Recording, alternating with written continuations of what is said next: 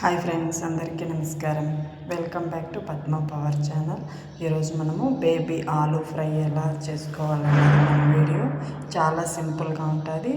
Rice leg side డిష్గా ఉపయోగించుకోవచ్చు. ఎక్కడ skip చేయకుండా చూడండి. నేను బేబీ ఆలు మంచిగా కడుక్కొని కుక్కర్లో 4 విజిల్లు రావాలి. ఎప్పుడు ఈ బేబీ ఆలు అన్నది బంగాళదుంపలు కొద్దిగా లేట్ అవుతుంది ఉడకడానికి. నేను ఉడికించుకొనేసాను. చూసారా, ఇలా మెత్తగా ఉడికితే సరిపోతుంది. ఇప్పుడు మనం వీటిని తీసుకొని ఒక గిన్నెలో పెట్టుకొని చల్లగా అయ్యేంత వరకు ఉంచుదాం.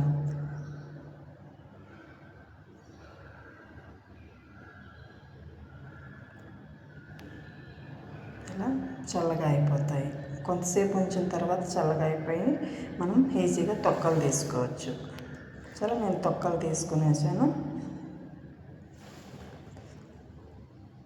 ఇప్పుడు మనం ఎప్పుడైనా ఇలా ఫ్రైలు చేసుకునే ముందు ఫస్ట్ కడాయి బాగా వేడవ్వాలి. వేడవుతేనే కింద పట్టుకోకుండా ఈజీగా ఉంటుంది.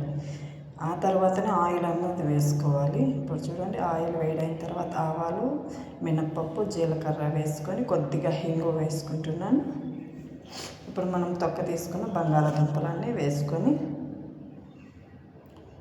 కొద్దిగా ఇలా తిప్పుకొని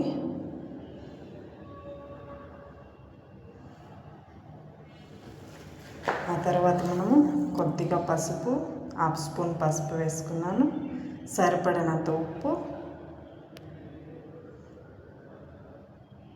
ఆ తర్వాత రెడ్ చిల్లీ పౌడర్ 1 స్పూన్ వేసుకున్నాను.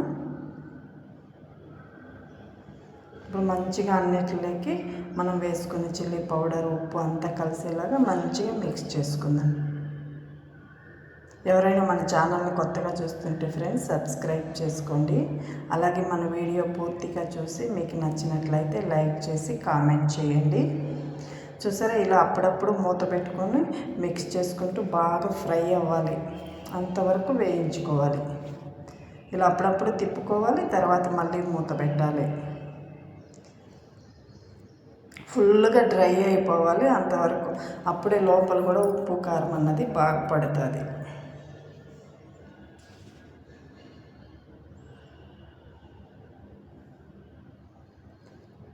ఆల్రెడీ బంగాళాదుంప ఉడికించుకున్నామనేసి తక్కువ టైంలో ఇలా తీసేస్తే లోపల అలానే పచ్చిగానే ఉంటుంది, ఉప్పు కారం పడకుండా. ఎప్పుడైతే మనం మూత పెట్టి మంచిగా ఉడికించుకున్నామంటే మంచిగా లోపల అంతా ఫ్రై అవుతుంది, బాగుంటుంది.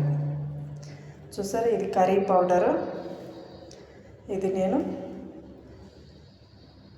1.5 స్పూన్ వేసుకుంటున్నాను.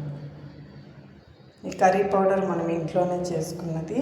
ఎవరికైనా కర్రీ పౌడర్ కావాలంటే కూడా నేను లింక్ డిస్క్రిప్షన్లో పెడతాను, చూడండి.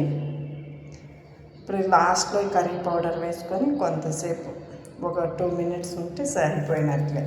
కొద్దిగా కస్తూరి మేతి వేసుకుంటున్నాను. కస్తూరి మేతి ఇలా క్రష్ చేసుకొని వేసుకుంటే చాలా బాగుంటుంది, టేస్ట్ బాగుంటుంది, అలా చూడడానికి కూడా బాగుంటుంది. అయిపోయింది కదా, ఇప్పుడు మనం స్టవ్ కట్టేద్దాం. ఎక్కడ స్కిప్ చేయకుండా చూసి మీకు ఎలా వచ్చింది అన్నది కామెంట్ చేయండి. ఇంతవరకు మన ఛానల్ని చూస్తూ సపోర్ట్ చేస్తున్న ప్రతి ఒక్కరికి నా ధన్యవాదములు. ఇలానే సపోర్ట్ చేయండి. బై.